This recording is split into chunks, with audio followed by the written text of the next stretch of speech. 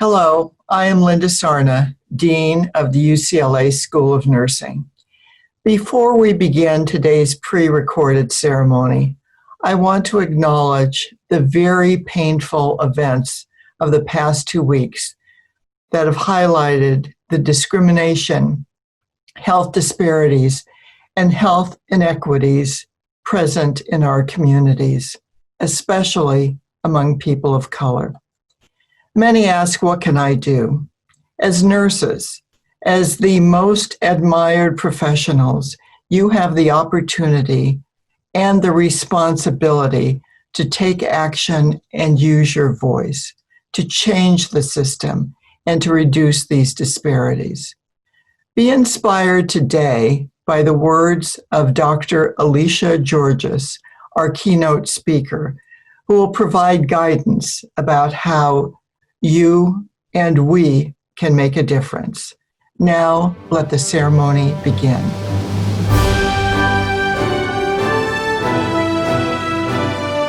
Welcome to the candidates for Bachelor of Science Class of 2020. We will start with the Star-Spangled Banner performed by Jessica Hange, acute care nurse practitioner. Oh, say, can you see by the dawn's early light what so proudly we hailed at the twilight's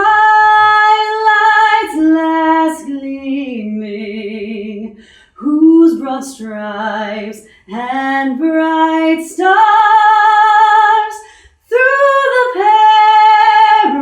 perilous fight, o'er the ramparts we watched, were so gallantly streaming, and the rockets regular, the balls bursting in air, gave proof through the night that our flag was still there.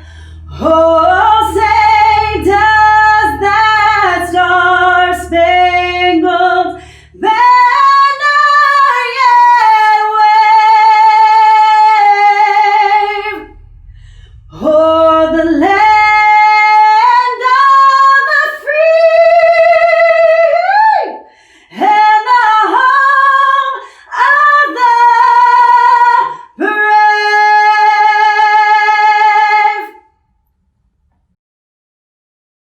Hello, everyone.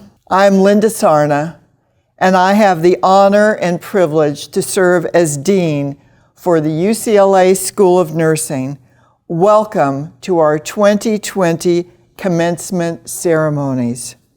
Commencement is the highlight of the academic year, honoring and symbolizing academic success and personal achievement for each of you graduating today. It's a collective opportunity for faculty, families, and friends to celebrate this milestone. Some of you will be entering the profession as new nurses. Others will now be recognized as advanced practice nurses, and some of you will become nurse leaders and scientists. All of you are heroes in my book. I know we had all hoped to be together in Royce Hall today, and I share your disappointment that we are not. No one could have predicted that we would be in the midst of a pandemic, where we would not be able to gather in a way that allows us to remain at a safe distance from one another. However, we will do our very best to celebrate the accomplishments of your class during 2020, the year designated by the World Health Organization as the Year of the Nurse and Midwife. We're living in unmanageable times for society and for nursing education. You should take pride knowing that your accomplishments and your achievements will become stuff of legend. You graduated during the pandemic. The class of 2020 also will have a special place in our heart, and you will be commemorated as part of the history of the School of Nursing. You have displayed great courage and have made many sacrifices to continue your education. What our current situation hasn't changed is what you've learned and the pride we feel in seeing what you have overcome to get there. You make us proud. Over the 70 years of the School of Nursing, we have educated thousands of nurses who have addressed and are addressing the health and healthcare needs of the diverse populations of Los Angeles, of California, the nation, and the world. We have strived for academic excellence and led in the advancement of scholarship and research. Our graduates have provided quality care to many, especially those in greatest need. In this day, in this time, society needs you more than ever. COVID-19 has not changed the dream you had when you started to become the best nurse possible, to become the best advanced practice nurse, or to become the best nurse leader or researcher. If anything, I hope that it has solidified your commitment. So wherever you go and whatever path you choose, I know you will make the world a better place. I hope to see many of you again as you pursue your graduate education at the School of Nursing. I am pleased now to introduce our keynote speaker, Dr. Kathryn Alicia Georges, who is the National Volunteer President for AARP, the nation's largest nonprofit, nonpartisan organization dedicated to empowering Americans 50 and older to choose how they live as they age. In this role, Dr. Georges is the principal volunteer spokesman for AARP and a liaison between the board and those AARP serves. In addition to her duties representing AARP, Dr. Georges is a professor and chair of the Department of Nursing at Lehman College of the City University of New York and a volunteer president of the National Black Nurses Foundation. She is a fellow of the American Academy of Nursing. She is actually a living legend of the American Academy of Nursing. She's also a member of the New York Academy of Medicine. She's a lifetime member of the National Black Nurses Association and Alpha Kappa Alpha sorority. She earned her undergraduate degree from the Seton Hall University College of Nursing, her MA in nursing from New York University, and a doctoral degree in educational leadership and policy studies at the University of Vermont. Welcome, Dr. Georges. Dean Linda Sarna, faculty, staff, family members of the graduates, and most of all, to the class of 2020. Good morning. Congratulations to all the graduates on your wonderful accomplishment. I am honored to have been asked to be your speaker in this, the International Year of the Nurse and Midwife, but also a year where we are experiencing a global event never seen before, the COVID-19 pandemic. But I say to you, do not be daunted because we are faced with this disease. You have chosen a profession where you will touch people's lives in such a profoundly positive way because of your excellent preparation.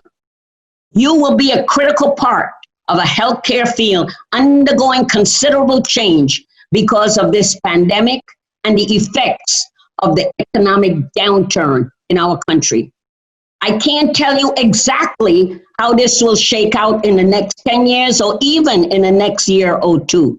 But I think there are some fundamental truths that we can be confident about that will shape your work and the future of healthcare.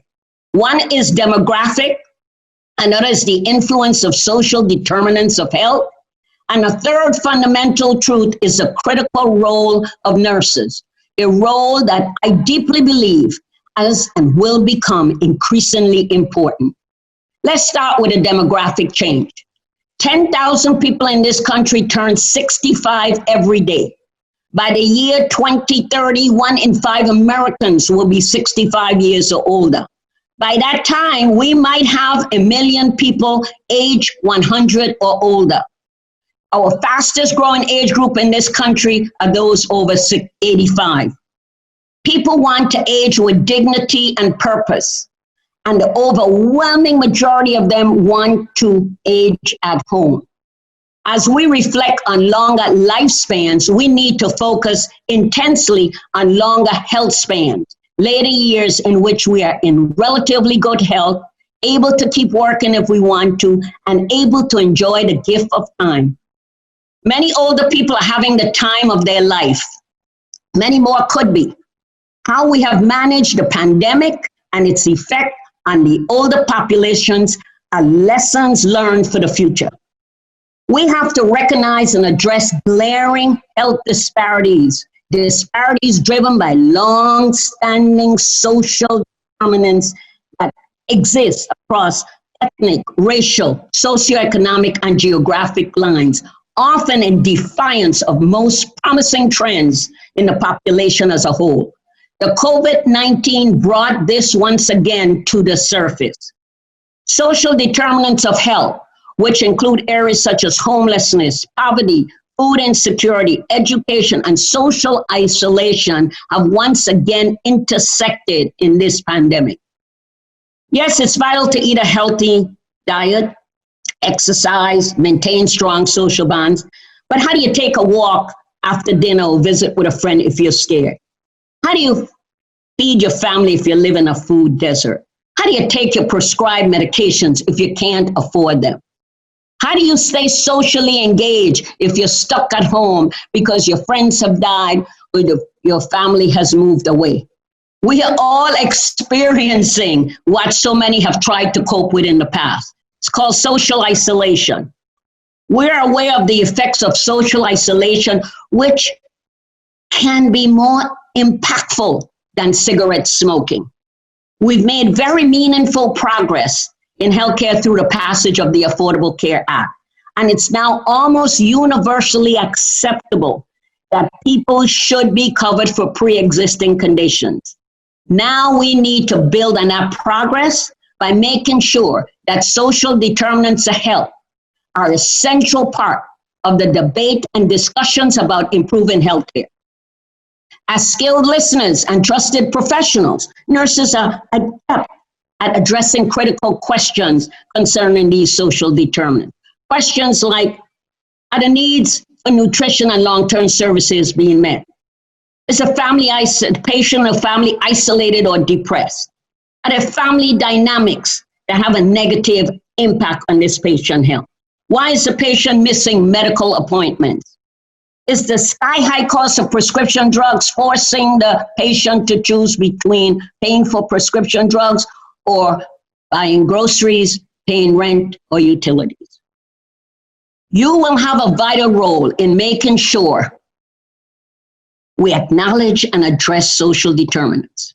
You will be critical to meeting the healthcare challenges of all populations as we provide transitional care, help to reduce rehospitalizations, inform and support America's 40 million family caregivers, and provide care coordination, chronic disease management, and preventive care. The central contributions nurses make will only grow as healthcare is increasingly provided in non-traditional settings. As I think about the many key contributions you can make as nurses, I also believe that one of them is resisting the biases that can creep into our healthcare system. In many parts of our country, your zip code becomes the manner in which you are treated, or as called healthcare disparity by location. Making automatic assumptions about patients is a barrier to providing good healthcare.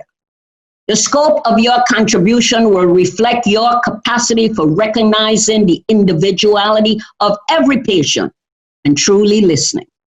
Listening, in my view, is the most underappreciated skill, and it is a skill that we refine through practice. Nurses are skilled listeners, and that's one reason nurses are well positioned to be leaders. Think of the many assets nurses bring to a leadership role. Technical knowledge through your studies and your practice. Trust. For over 17 years, the Gallup poll has found nursing to be the most trusted profession. The ability to keep a clear head under pressure, understanding the principles and the value of teamwork, the capacity to provide comprehensible, jargon-free explanation, and a close-up view and insights into the problems your patients face. As you think today about your new degree and where you're headed next, I'll ask you to consider for a moment where you will be in a few years and the skills and the experience you will have gained and how you can put those assets to work in different arenas. I urge you in your careers to share your perspective, to look for opportunities for leadership, to find a place at the table where policies are set. No seats, bring your own chair. I urge you to use your voice.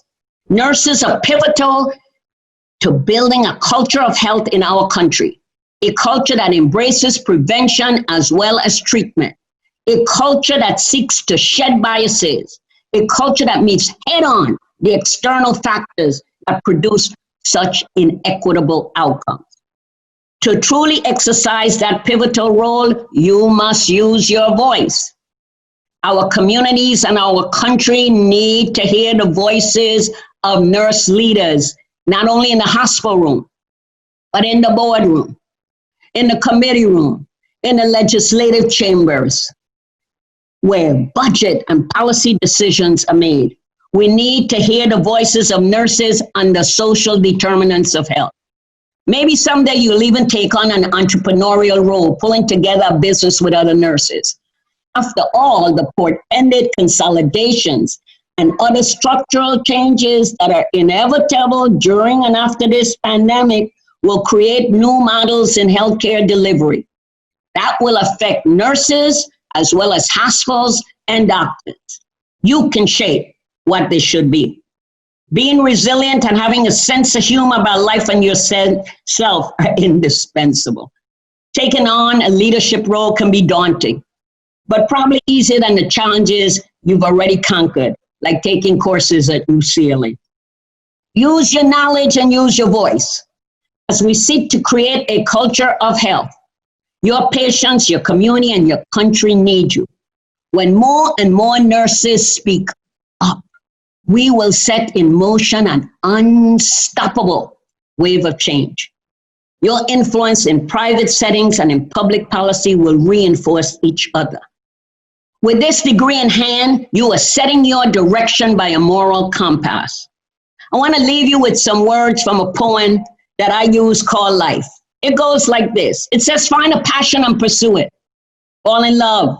Dream big. Spend quality time with family and friends. Laugh every day. Believe in magic. Tell stories. Reminisce about the good old days, but look with optimism to the future. When possible, travel often. Learn more. Be creative. Never give up. Do what you love, but be true to who you are. Make time to enjoy the simple things in life. Forgive even when it's hard. Smile often, but be grateful.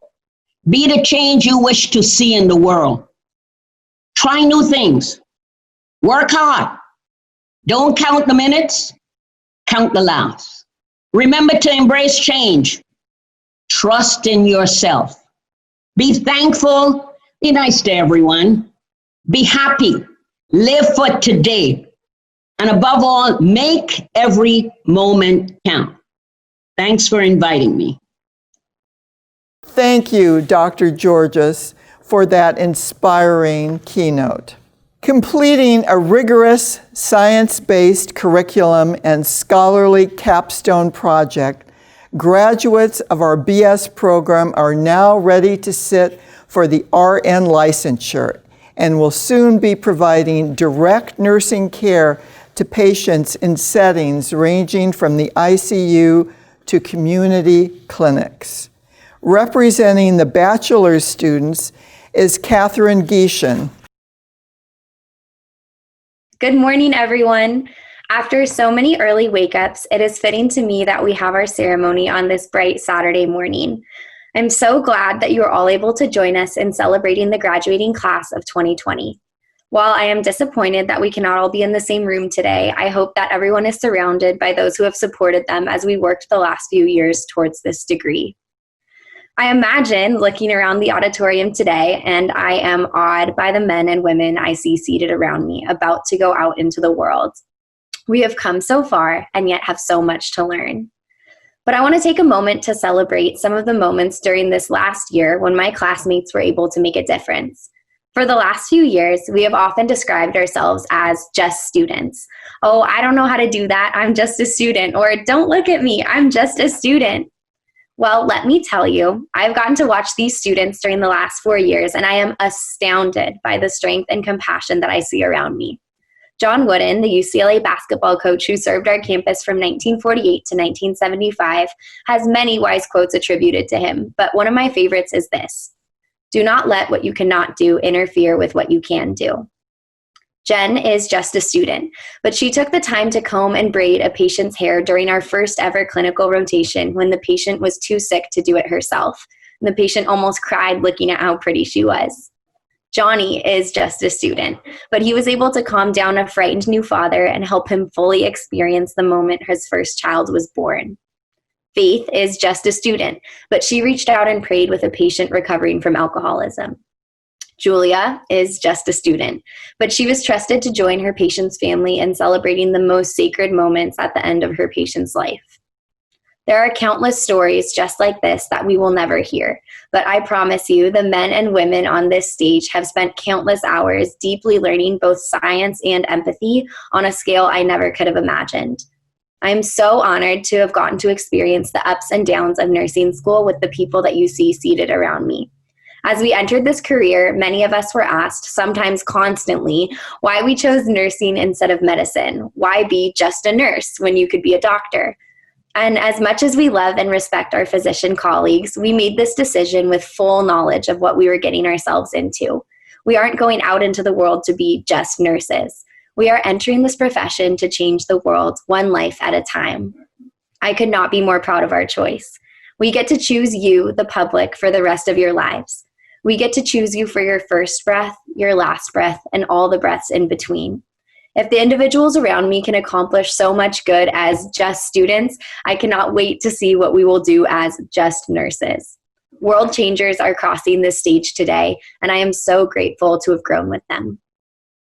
This year, we could not hold the blue and gold ceremony for our baccalaureate graduates. At the blue and gold ceremony, family and friends bestow upon the student their nursing pin. The pinner is selected by the student and is usually someone who has been a great source of support and encouragement to the student on their nursing school journey. During the presentation of the baccalaureate candidates, you will see we have recognized these extraordinary people. Their names will be shown with the graduate's photo. We will also recognize the remarkable students who were selected by their classmates for the Blue and Gold Awards. These students have embodied the School of Nursing ideals of empathy, leadership, and teamwork. And we have a surprise for you. In addition to receiving a UCLA pin, you will also receive a certificate from the Barkos Nightingale Foundation for a complimentary set of scrubs. Barco also has a rich history in providing uniforms to the nursing profession, and we are very grateful to them for thinking of our graduates. Hi, I'm Dr. Barbara Bates Jensen. It's my pleasure to present the 2020 candidates for the Bachelor of Science with a major in nursing degree. I will state each candidate's name, any honors or awards received, and we recognize the persons who would have pinned them at the Blue and Gold Award and pinning ceremony on their picture. Jesse Ryan Aldana.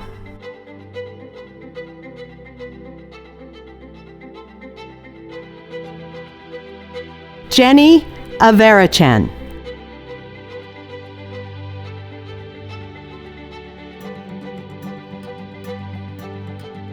Emily Carolyn Bloom, magna cum laude, Sigma Theta Tau, and the Student Award for Leadership. Erica Lauren Choi, Sigma Theta Tau, Alpha Tau Delta. Colleen Nicole Clark.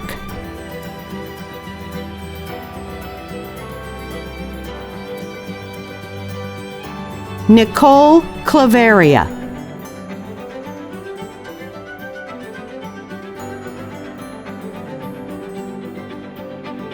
Allison D'Souza, summa cum laude, Sigma Theta Tau, Alpha Tau Delta.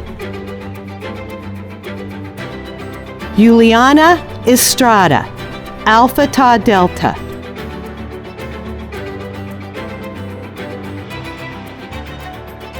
Desi Esmeralda Galdames Calles.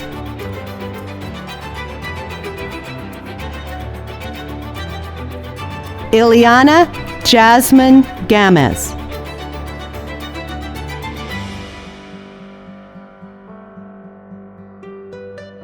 Christina Garcia, Alpha Tau Delta.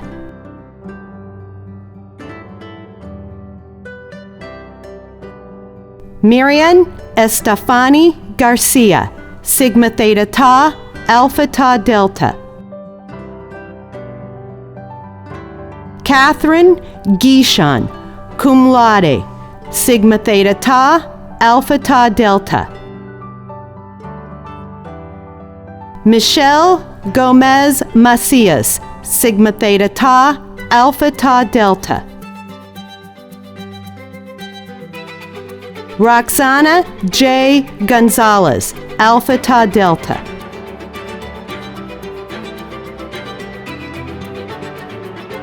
Aaron Hagland, cum laude, Sigma Theta Tau.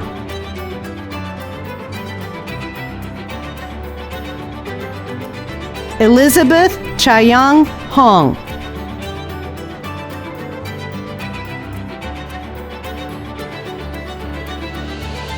Aylin Jimenez, Alpha Tau Delta.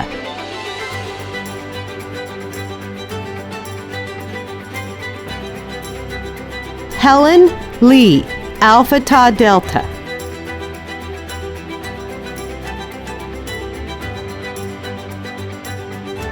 Jen Yi Lim, cum laude, Sigma Theta Tau.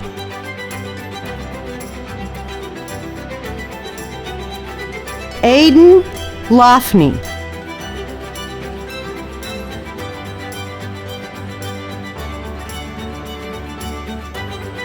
Jane Mai Lee, Sigma Theta Tau, Alpha Tau Delta. Ayez Merchant, Alpha Tau Delta.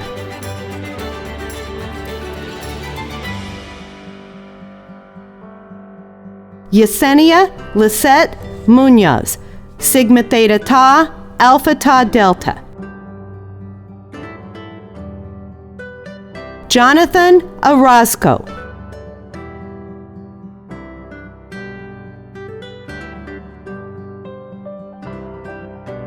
Antonella Michelle Ortega, Sigma Theta Tau, Alpha Tau Delta.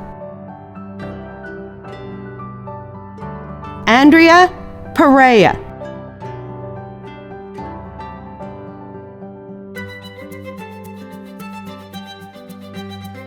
Faith Elizabeth Pigeon, Sigma Theta Tau, Alpha Tau Delta, the Student Award for Empathy. Amanda Quintero.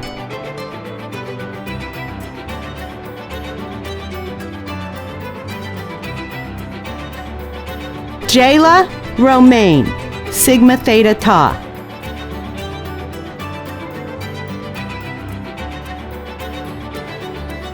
Chelsea Sham, Sigma Theta Tau, Alpha Tau Delta.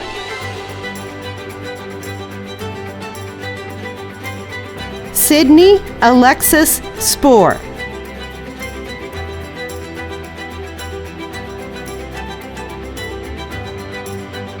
Lexi May Marie Swenson, Sigma Theta Tau, Alpha Tau Delta.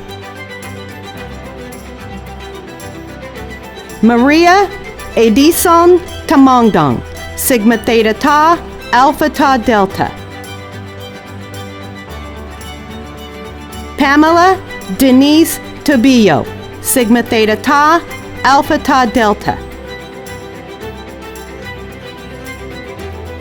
Minor David Urizar Hunter.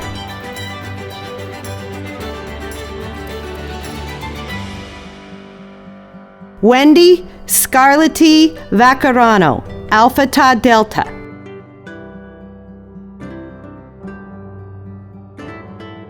Julia Christine Wenzel, Sigma Theta Tau, Alpha Tau Delta, and the Student Award for Team Player.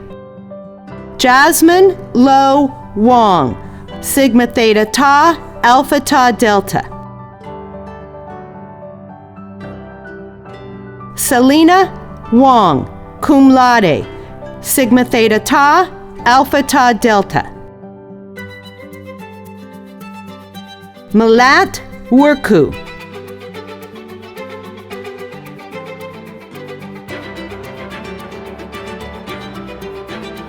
Alvita Gioe Shao, cum laude, Sigma Theta Tau, Alpha Tau Delta. Julianne Marie Ziegmund, Sigma Theta Tau, Alpha Tau Delta. In academic tradition, the student who has not yet earned a degree wears the tassel of his or her mortarboard on the right side of the cap. When the degree is conferred, the scholar moves the tassel to the left and joins a select company. By the powers vested in me by the Regents of the University of California, I bestow upon you the Bachelor of Science degree and all rights and privileges thereof. Now, in recognition of your new status, bachelors, turn your tassels. Congratulations, bachelors. In full knowledge of the obligations I am undertaking, I promise to care for the sick with all the skill and understanding I possess, without regard to race, creed, color, politics, or social status, sparing no effort to conserve life, to alleviate suffering, and to promote health. I will respect at all times the dignity and religious beliefs of the patients under my care, holding in confidence all personal information entrusted to me, and refrain from any action which might endanger life or health. I will endeavor to keep my professional knowledge and skill at the highest level, and to give loyal support and cooperation to all members of the health team. I will do my utmost to honor the International Code of Ethics applied to nursing and to uphold the integrity of the professional nurse. I want to take a moment to say thank you to the faculty and staff who worked so hard to produce this, our very first virtual commencement. Doctors Barbara Bates Jensen and Nancy Jo Bush read the student names. Shelley Shepard, Janet Kang, Stephanie Dominic, and Sue Kwong provided support from student affairs, and Laura Perry did a stellar job from communications. Thank you. But now I want to recognize all of you who have helped these graduates achieve their goals. Thank you to the spouses and significant others.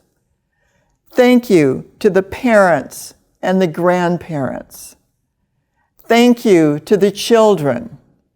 And thank you to the other relatives and friends watching today. Thank you all. Thank you so much for joining us today, and best wishes to the new degree holders.